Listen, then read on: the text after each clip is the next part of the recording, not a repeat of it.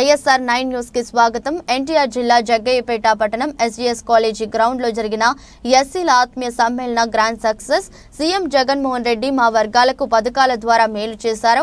జగ్గయ్యపేట నియోజకవర్గంలో ఎమ్మెల్యేగా సామినేని ఉదయభానును గెలిపిస్తాం. ఎంపీగా కేశినేని నానిని, సీఎంగా జగన్మోహన్ రెడ్డిని గెలిపించుకుంటాం.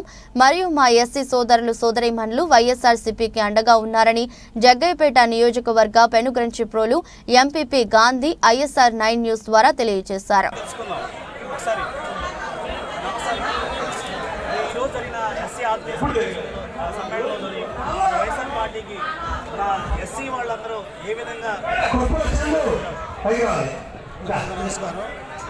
ఈరోజు జగ్గయ్యపేటలో జరిగినటువంటి ఎస్సీ సమ్మేళనానికి పెద్ద ఎత్తున జన సమీకరణ మేము చేద్దామని చెప్పి అనుకుని మొదలు పెడితే మేము ఒక 3-4 వేల మంది వస్తారని చెప్పి మేము ఆశించాం. వాస్తవంగా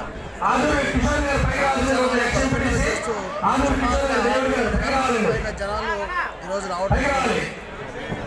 ఈ నియోజకవర్గంలో సుమారుగా ఎస్సీ మాది కోట్లు కలిపి 45,000 పైచీల కోట్లుంటే ఈరోజు ఇక్కడ ఈ వేదిక దగ్గర కనీసం 7-8 వేల మంది ఉన్నారంటే భాను గారి విజయాన్ని రాసి పెట్టుందని చెప్పడానికి ఎలాంటి సంకోచం లేదని నేను తెలియజేస్తున్నాను.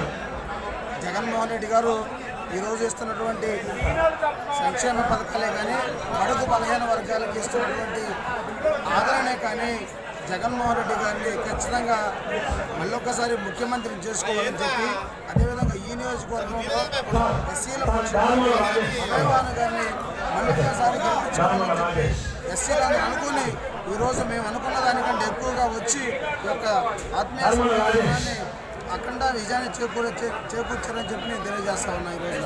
ఈరోజు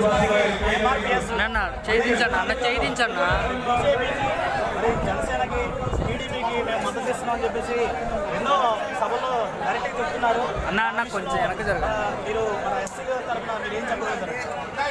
ఇప్పుడు మేము ఎప్పటి నుంచో చెప్తా ఉన్నాం, పార్టీలకు అతీతంగా, మతాలకు అతీతంగా ఈరోజు ఉదయభాను గారికి సపోర్ట్ చేయడానికి సిద్ధంగా ఉన్నారు. ఇప్పుడు జగన్మోహన్ రెడ్డి గారే ఎస్సీల పక్షపాతిగా, దళితుల పక్షపాతిగా ఈరోజు పరిపాలన చేస్తూ ఉన్నారు. ఏ రాజకీయ పార్టీకో తొత్తులుగా పనిచేయాల్సిన అవసరం ఎస్సీలకు లేదు ఈ రాష్ట్రంలో. ఎందుకంటే